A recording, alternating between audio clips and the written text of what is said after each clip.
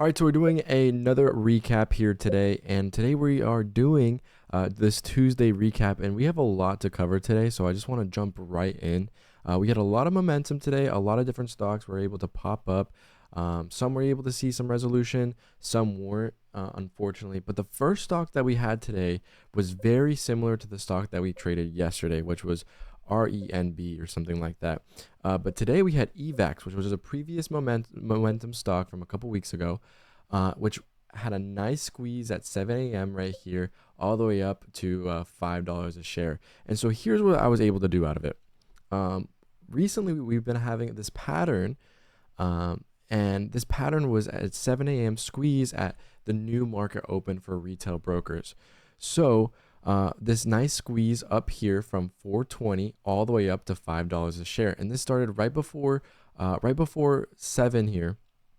And so my first trade on it was at 430. So I was able to get this extension up higher, and I was able to take some profit, right? And this profit was actually really good because I was able to get in at 430, and then I scaled my way out into the 50s level. I wanted to see if it would go higher. I would add and continue adding from that position and taking profit into this level, which I was able to do. So I took some profit into this 50 level, and then it pulled back right here. So we had, let me go to the 10-second chart, and this would be better to show you guys. So at 7 a.m.,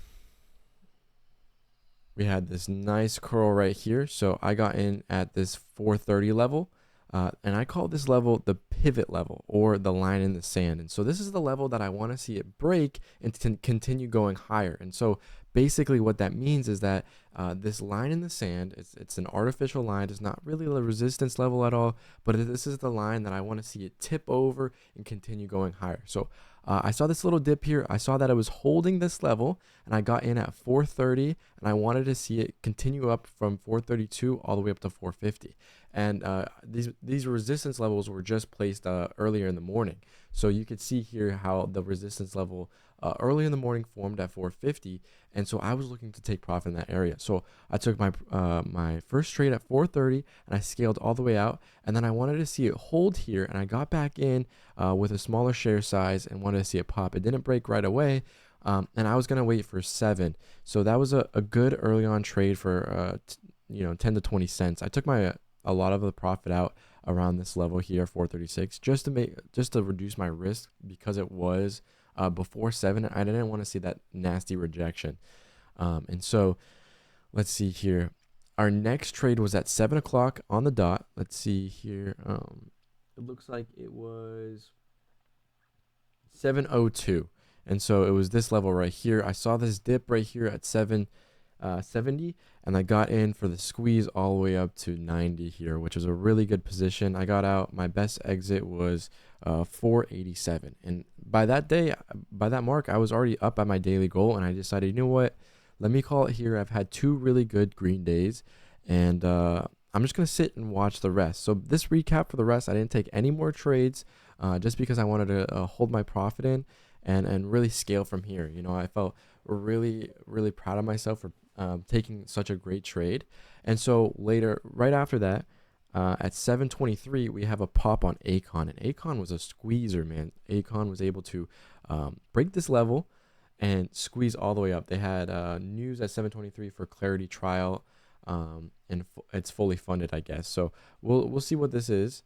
And we basically had this nice squeeze here. Acon popped straight up, which was really nice. If you could get this dip right here at 830, and then squeeze all the way up to 1026. So very nice squeeze. It was very choppy. This area right here wasn't very nice or clean. It curled back lower, and then at VWAP it was able to break over it once and then break over it twice, and this gave you that extension up higher. So this was a really good stock to trade as well. If anyone got that, really good job. And then we had a CPIX rejection. And this rejection, honestly, made me a little bit worried for the rest of the day. And the reason why is that we had this nice curl on CPIX of breaking news. Let's see the news real quick. It's pharmaceuticals announces breakthrough results of phase 2. So very good news, but it looks like there was a seller, and it was a rejection just before 8 o'clock. And so we had this at 7:20 here. sorry, 730. So it came up, did a little bit of a pullback. It came back up, pulled back. It was very choppy, and then finally it went through. But at this point, it just gave you this nasty rejection for the break of high a day over to 350. So if people were looking to get in at around 350, they might have taken a big solid loss there. It was able to curl back up to VWAP and break through, but once again, just a nasty rejection. And you can see that on the 1 minute, how both of these candles, look really, really bad, and just not something that you want to be in and trade. And then we had AMOD, which is a previous momentum stock from last week. I remember trading this. It had a really good move yesterday, but I'm not sure if I remember if it had. I know one stock last week had a shelf registration and they listed it on theirs, but I'm not sure if this was the stock or not. I can go back in, but I didn't trade it. We had Walgreens patent infringement, strengthening leadership in AI-driven retail innovation. So definitely a fluffed up headline, and you can tell by the price action. Like, it was just like CPIX, which had that first curl up, rejected, came back over VWAP, and then rejected again. But it was solid momentum, and I did want to make a point out where this line right here is the line in the sand, and I want to make that a point for this trading session.